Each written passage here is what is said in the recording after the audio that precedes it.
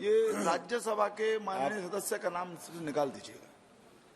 Chairman sir, आपका बेहद शुक्रिया कि आपने इन 3 फौजदारी नए कवानीन पर बोलने का मुझे मौका दिया है। सर, मैं शुरुआत में इस शेर से आगाज करता हूं अपनी बात का कि हमको शाहों की अदालत से तवक्को तो नहीं, आप कहते हैं तो जंजीर हिला देते हैं। सर, ये 3 फौजदारी के कवानीन खुद मुजरिमाना है। ये जुर्म की रोकथाम से ज्यादा हुकूमतों के जराइम को कानूनी शक्ल देने के लिए बनाए जा रहे हैं। अब तरफे तमाशा यह है सर कि पिछले सेशन में मोदी हुकूमत ने जन विश्वास बिल 2023 को, जिसमें 183 प्रोविजंस और 43 कवानीन थे इम्प्रिजनमेंट के, उसको निकालकर फाइन में तब्दील कर दिया। उसमें ड्रग्स एंड कॉस्मेटिक्स एक्ट को भी तरमीम की गई और सजा के बजाय सबस्टैंडर्ड ड्रग्स के लिए आपने फाइन ला लिया।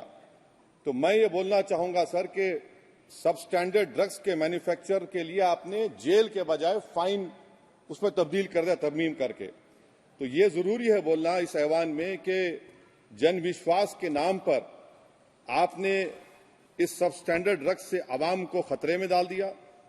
अब आप डीक्रिमिनलाइजेशन की बात करते हैं, जहां पर कंपनीज को सजा देना था वहां पर आपने नहीं किया, फाइन में तब्दील कर दिया। और जो कवानीन नॉन वायलेंट क्राइम्स हैं, सेडेशन, डेफेमेशन, उसको आपने इस नए क्रिमिनल लॉ में ला लिया। तो सर, ये बात साफ हो गई कि जन के लिए अविश्वास, धंधे के लिए विश्वास, ये इस हुकूमत का नया मंत्रा है।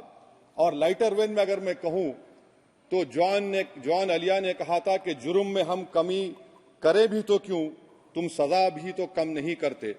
सर, आज सच्चाई इस देश में यह है कि सूट पहनने वाला क्राइम से जुर्म से बच जाता है, जेल से बच जाता है। एक खाकी पहनने वाला किसी को करीब से गोली मार सकता है, हथकड़ी पहने हुए मुजरिम को, उसको कुछ नहीं, जवाबदेही नहीं है।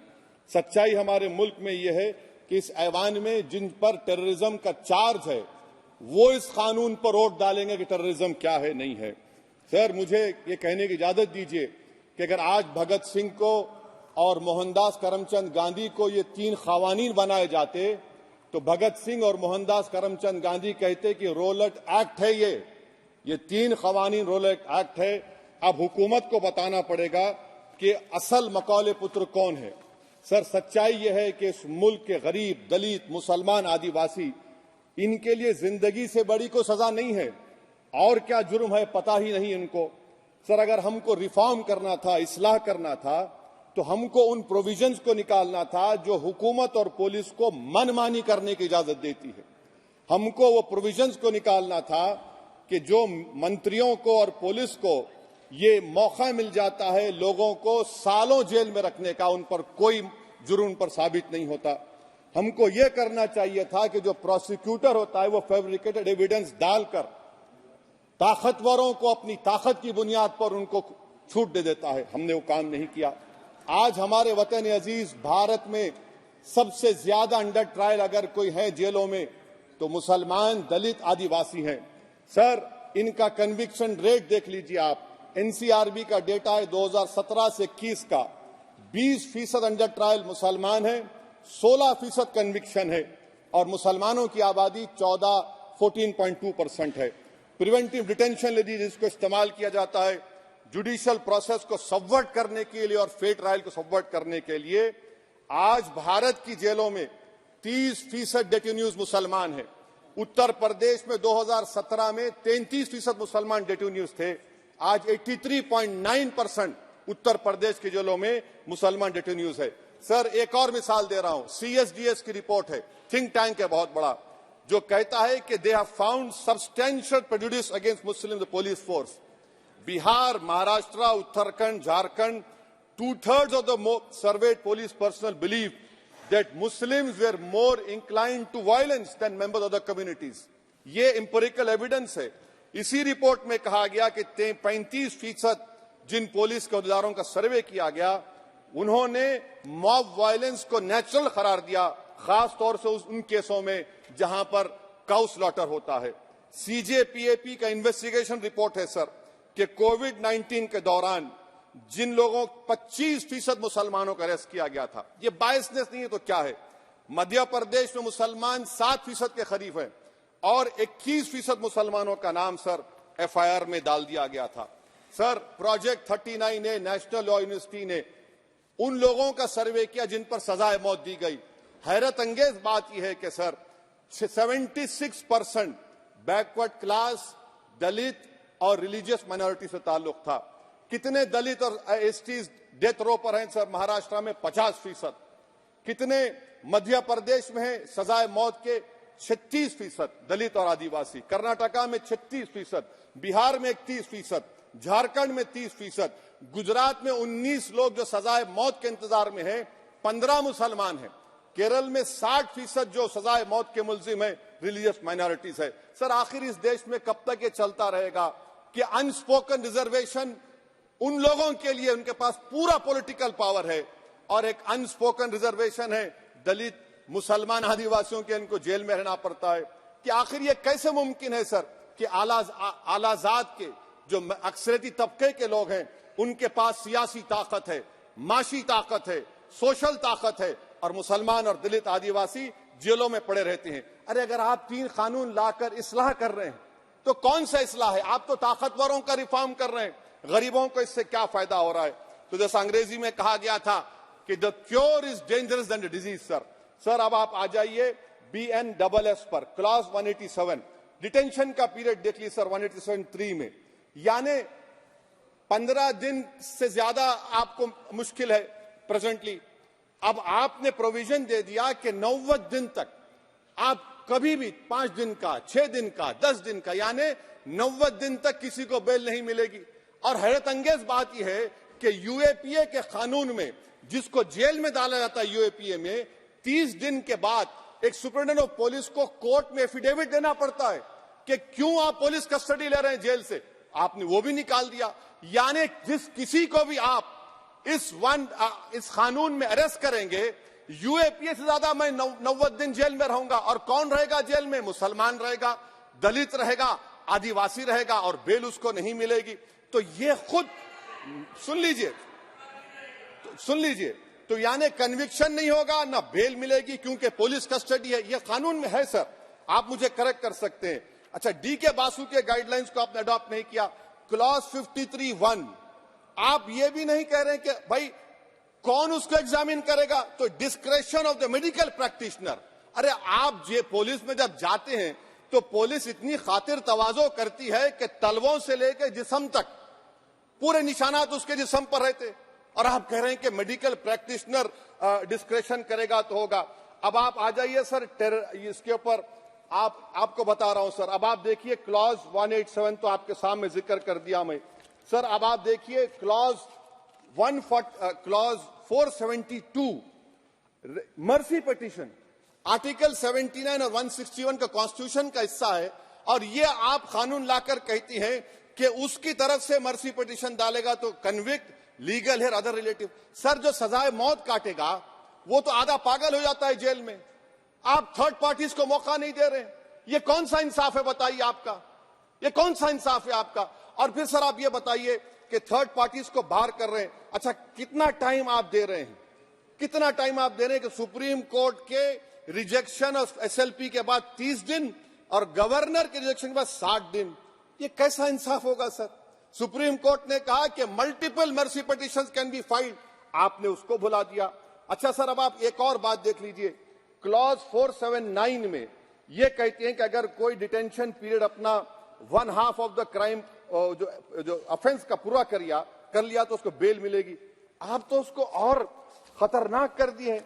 आप ये कहते हैं, उसमें ये कहते हैं सर, यहां पर आपने कह दिया क्लॉज 187 में, सॉरी सर, ये डिटेंशन मल्टीपल क्लॉज 479 में अगर एक से बढ़ के ज्यादा ऑफेंस होगा, या ऑफेंस होगा लाइफ इम्प्रिजनमेंट का, या पेंडिंग होगा, तो उसको बेल नहीं मिलेगी। अरे हम तमाम तो, ऋषिकांत दुबे आप पर जब केस लगा, आपने कहा कि आपकी गाड़ी पर हमला हुआ, मैं जानता हूं, आप पर तो एक सेक्शन नहीं लगा, कई सेक्शन आप पर लगा दिए गए, तो फिर मुझे बेल नहीं मिलेगी। ये क्या कर रहे हैं आप? किस लिए कर रहे हैं आप? आप अंदाजा भी लगा रहे भाई आज आप वहां बैठे, कल आएंगे इंशाल्लाह, आप फिक्र मत करिए। पावर इटर्नल नहीं होता, ये तो कुदरत का निजाम है कि जो गंदगी करता है तो उनके लिए किसी और को मौका मिलता है, मगर आपको आना पड़ेगा एक दिन। आप ये गंदगी कर रहे हैं। अच्छा सर, ये बताइए कि हमने आप किसको कितना पर्सन्स वर पेंडिंग प्रोसीडिंग्स इन मोर देन वन ऑफेंस, और चार्जशीट में कई आते हैं। यानी जब हम पर केस बुक होता है सर तो फूल का गुलदस्ता आता है, हर सेक्शन होता है उसमें, तो मुझे बेल नहीं मिलेगी। तो ये एक बात है सर। फिर आप आ जाइए सर, मैं आपको बताना चाहूंगा सर, यहां पर आपको, सॉरी सर ये इतना बड़ा बिल है। फिर आप टेररिज्म पर सर, बीएनएस का टेररिज्म सर, ये बड़ा ही डेंजरस आपने खतरनाक आपने काम किया है। इससे दहशतगर्दी का मुकाबला नहीं होगा, सिविल लिबर्टीज खतरे में पड़ जाएंगे। और सबसे बड़ी बात तो यह है सर, इसमें आपने नोटिफाई करेंगे किसी को टेररिस्ट, कोर्ट क्यों नहीं करेगा? पुलिस वाला कैसे करेगा मुझे टेररिस्ट नोटिफाई? किसी ऑर्गेनाइजेशन को टेररिस्ट घोषित कर देंगे। तो ये खुद सेपरेशन ऑफ पावर्स का वायलेशन है, जुडिशियल इंडिपेंडेंस का वायलेशन है, और इंदिरा गांधी वर्सेस राजनारायण केस का वायलेशन है। तो ये मोदी सरकार जुडिशरी के पावर्स को छीनकर खुद जज जूरी एग्जीक्यूशन बन रही है। किसी शायर ने बड़ा अच्छा कहा था सर, वही कातिल वही मुखबिर वही मुंसिफ ठहरे। सर मैंडेटरी वीडियो रिकॉर्डिंग आपने कहा कि जिस जगह पर किस प्लेस पर सर्च होता है वीडियो रिकॉर्डिंग की, मैं ये कहता हूं कि जब मेरा अरेस्ट होगा वीडियो रिकॉर्डिंग करिए, क्यों नहीं करते आप? जब मेरे घर पर पुलिस आती है वीडियो रिकॉर्डिंग करिए, जो मैं पुलिस को देता हूं उसकी वीडियो रिकॉर्डिंग करिए। विटनेस स्टेटमेंट होगा क्लॉज 183 में, उसका वीडियो रिकॉर्डिंग करिए। क्यों नहीं आप पैसे देते कि हर पुलिस वाले के जिस्म पर एक वीडियो रिकॉर्डर हो, और एक्यूज को मिलना चाहिए, आप नहीं मिलता एक्यूज को। हाँ आपको नहीं है, मैं जानता हूं। क्लॉज 250 और 262 सर इनकंसिस्टेंट है। तो क्लॉज 250 में 60 डे टाइम लिमिट है डिस्चार्ज के लिए। अगर एक्यूज को कागज नहीं मिलता है, हम सब जेल में गए, मैं कई मर्तबा जेल में गया हूं, ससुराल में इतना नहीं गया जितना जेल को जाने का मुझे मौका मिला, चाहे कांग्रेस की तेलुगु देशम की हुकूमत रही है। ससुराल कहते हैं कुछ लोग। क्लॉज 262 है, क्लॉज 262 में डिस्चार्ज एप्लीकेशन है, वो फ्रेमिंग ऑफ चार्जेस के बाद डाल सकते हैं। ये it defeats the purpose. What is the discharge application which is to prevent police from using delay tactics? Discharge always precedes framing of charges. आप मैं उस वक्त तक डिस्चार्ज नहीं डाल सकता जब तक कि वो नहीं होगा। अच्छा क्लॉज 251 263 देखिए sir, time limit for framing of charges in cases of session trials 60 days of first framing charges, warrant charges should be 90 days। मगर आपने क्या किया, होशियारी देखिए, बर्बाद करने का कहानी। 193(9) डाल दिया आपने। Can it prescribe a 90-day time limit for further investigation? For further investigation, what will happen when supplementary charge sheet are put? Will the accused be acquitted? क्या मुझे छोड़ देंगे आप? क्या कोई time like this is a dead letter? यानी आप तो पूरे का पूरा सिविल राइट्स लिबर्टीज बोलिए सब छीन ले रहे। अच्छा सर, इसमें आपने लिंचिंग का एक कानून बनाया बीएनएस में, सेक्ट क्लॉज 103 में। अब आप इसमें देखिए सर, लिंचिंग कब हो सकता है? जब आप ये बताएंगे कि ये पर्सनल बिलीफ पर मारा गया, किसी को जेंडर पर मारा गया, कास्ट पर मारा गया। सर आप तो एक्यूज को तो मौका दे रहे हैं छोड़ने के लिए, आप तो एक्यूज को मौका दे रहे हैं। अच्छा पर्सनल बिलीफ में रिलीजन क्यों नहीं लिखते भैया आप? इन तीनों कानून में रिलीजन इस्तेमाल किया गया, पर्सनल बिलीफ में रिलीजन नहीं आता। अच्छा सर आप ये भी देख लीजिए कि 1019 सर 190 में अनलॉफुल असेंबली है, 5 और मोर एक्टिंग टुगेदर। फिर ये क्यों कर रहे हैं आप? 5 मिलकर भी मर्डर करेंगे तो एक 103 भी तो आपने कर दिया। तो इनका यानी ये तो इसका अनलॉफुल एक्टिंग टुगेदर है। अच्छा सर मैं आपको बताना चाहूंगा, आपके ये बीएनएस का 172(2) आप देखिए कि पेटी केसेस में when the occasion is past, किसका मतलब क्या है? व्हेन द ओकेजन होगा क्या सर? अब हम चुनाव लड़ते तो जो हमारा जो पार्टी अपोजिंग रहती वो कहती कि अब इनके 25 लोगों को 50 लोगों को गिरफ्तार कर लो, गिरफ्तार कर लेते मेरे बूथ के एजेंट्स को, और बोल रहे व्हेन, उसमें आप लिख रहे क्या है? When the occasion is past, माने पास हो जाएगा पोलिंग के 5 बजे छोड़ देंगे।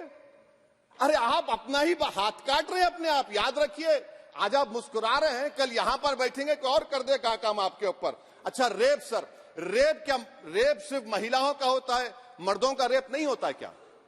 आपका प्रोविजन नहीं है क्या? स्टॉकिंग नहीं होती है मर्दों की? अच्छा, जस्ट होता है सर, आप हंस रहे हैं, होता है। आपकी हंसी इस बात का इकरार है कि आप जानते हैं किसका हुआ है। तो justice JS Verma sir, justice JS Verma का जेंडर न्यूट्रल बनाइए। अच्छा, क्लॉज 69 लव जिहाद आ गया। देखिए सर, क्लॉज 6 लव जिहाद आ गया, उसमें बियॉन्ड रीजनेबल डाउट प्रूव ही नहीं कर पाएंगे आप। अब उसमें क्या बताना पड़ेगा? सप्रेसिंग आइडेंटिटी, यानी अगर कोई महिला मोनू मानेसर चोमू चंडीगढ़ से इश्क करती है, बाद में उसको मालूम होता है कि वो मानेसर का नहीं है, चंडीगढ़ का नहीं है, तो क्या क्लॉज 69 एक्शन में आएगा? आप बताइए कि अच्छा, अगर कोई ये कहेगा कि मेरा नाम कुछ नाम है, कई कुछ नाम होता है जो कॉमन नाम होता है मुसलमानों में, दीगर मज़ाहिब में, तो क्या वो सेक्शन अप्लाई होगा? ये क्या आप कर रहे हैं? अच्छा, आपने अडल्ट्री को निकाल दिया, आपने होमोसेक्सुअलिटी को निकाल दिया, तो ये कंसेंशुअल सेक्सुअल रिलेशन जो 18-20 साल के ऊपर के लोगों में करते हैं, मैं इसका खिलाफ जरूर हूं मजहबी एतबार से, मगर आप क्यों उनकी ऑटोनॉमी को रोकना चाहते हैं? अच्छा सर, सेक्शन क्लॉज 1093 बीएनएस का, आपको it does not require knowledge और intention part of person facilitating commission of organised crime. ये मैं 5 मिनट दीजिए सर। बीएनएस का आप सेडेशन पे देख लीजिए, सेडेशन को आपने दोबारा ला लिया, लफ्ज सेडेशन इस्तेमाल नहीं किया आपने। 3 साल से 7 साल आपने सुप्रीम कोर्ट को अंडरटेकिंग दी थी कि प्रोविजन नहीं लाया जाएगा। तो चेयरमैन सर, यहां पर हिंदी के बहुत मशहूर कवि का वो शेर मुझे याद आ रहा है, मैथिली शरण गुप्त का, कि राज्य को यदि हम बना लेंगे भोग तो बनेगा वो प्रजा का रोग, फिर कहूं मैं क्यों ना उठकर हूं आज मेरा धर्म राजद्रोह। कार्ल मार्क्स ने कहा था sir, history repeats itself first as a tragedy, second as a farce. आप क्लॉज 195 1D देखिए, it criminalises the making of publication of false and misleading information jeopardising sovereignty integrity of India. Vague है, यानी जो कोई भी पत्रकार investigative journalism लिखेगा आप उसको इस्तेमाल कर लेंगे और जेल की सलाखों में उसको डालकर आप सड़ा देंगे। सर, मैं आपको और एक बात बताना चाहूंगा कि रैश एंड नेग्लिजेंट एक्ट जो आईपीसी में था 2 साल थे, 304, आप उसको बढ़ाकर 5 साल कर दिए 1061 में, बीएनएस 1 में। और rash and negligent driving 304 IPC में था 2 साल की सजा, आपने 10 साल कर दिया। ये क्रिमिनल जुरिस्प्रूडेंस का हिस्सा नहीं है। अच्छा, क्रिमिनल ऑर्गेनाइजेशन उत्तर प्रदेश में यूपी गैंगस्टर एक्ट में एक चार्जशीट में गैंगस्टर एक्ट लगता। सर आप बताइए फिर यूएपीए का क्या होगा, पीएमएलए का क्या होगा, महाराष्ट्र मकोका क्या क्या होगा, गुजरात के कोका क्या क्या होगा? आप ये सब कानून रख रहे हैं और एक पुलिस वाले को आप ये तमाम कानून की इजाजत देंगे? याद रखिए, जिंदगियां बर्बाद करने का काम आप कर रहे हैं और सबसे बड़ा इसका नुकसान होगा। किसका नुकसान होगा? दलितों का, मुसलमानों का, आदिवासियों का। और वो पॉलिटिकल पार्टीज जो कल आज सत्ता में है, कल नहीं रहेंगे, वो बदले की भावना से काम करते हैं। सर मुझे पुलिस ने पीटा सर, 1999 22 दिसंबर को मेरे सर पर 20 टाके लगे, पीठ से लेकर पैर तक मारा गया। आपको मालूम सर क्या हुआ? तेलुगु देशम की सरकार थी, उन्होंने उन दोनों पुलिस वालों को जिन्होंने मुझे मारा था उनको आईपीएस कन्फर कर दिया। अरे चप्पन देके बैठो तुम, प्लीज आप बैठ जाइए। टेररिज्म का देखिए सर, आप बैठ जाइए प्लीज। यूएपीए का सर मैं खत्म कर, टेररिज्म उनको रोकिए sir. Okay please sit down sir. Terrorism का डेफिनेशन में आप देखिए, यूएपीए का सेक्शन 16 क्लॉज 113 में आ गया, यूएपीए का सेक्शन 15 क्लॉज 113 1 में आ गया। देख लेंगे उसको, देख लेंगे। यूएपीए का आपत्तिजनक अंश निकाल दिए जाएंगे। यूएपीए का क्लॉज 18 113 4 में आ गया, यूएपीए का क्लॉज 18 113 3 में आ गया, यूएपीए का क्लॉज 20 113 5 में आ गया, यूएपीए का सेक्शन 19 113 6 में आ गया। अरे भाई साहब फिर क्या बचा है? आप यूएपीए से, मकोका से, गुजरात कोका से, पीएमएलए सब ला लिए।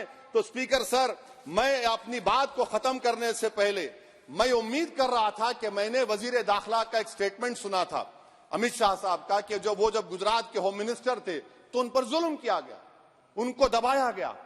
मगर हम ये समझ रहे थे कि जिस शख्स पर नाइंसाफी हुई है, जो वो क्लेम कर रहे हैं, तो कम से कम वो दूसरों से नाइंसाफी तो नहीं करेंगे। आप क्या कर रहे हैं? अरे ऐसे हजारों लोग हैं जिन पर जुल्म हो रहा है, ना उनके पास दलील है, ना उनके पास वकील है, ना उनके पास आजादी है। तो ये तीन सर मैं आखिर एक लव ये तीनों कवानीन हमारे मुल्क की जमहूरियत के लिए, इन गरीब तबकात के लिए नुकसानदेह साबित होगा। और ये सरकार को मैं चार्ज दे रहा हूं, आप चेक रिपब्लिक में निखिल गुप्ता बैठा है, लेके आओ ना उसको। कुलभूषण यादव पाकिस्तान में बैठा है, लेके आओ ना। कतर में हमारे फौजी बैठे, लेके आओ ना उनको। अरे कहां तुम्हारी देशभक्ति है? अरे निखिल गुप्ता को लाओ, इस कानून में इस्तेमाल करो। मगर वो नहीं बोलेंगे। मैं इस कानून के मुखालिफत में खड़ा हूं जो भारत की जमहूरियत के लिए खतरा बनेगा। शुक्रिया सर।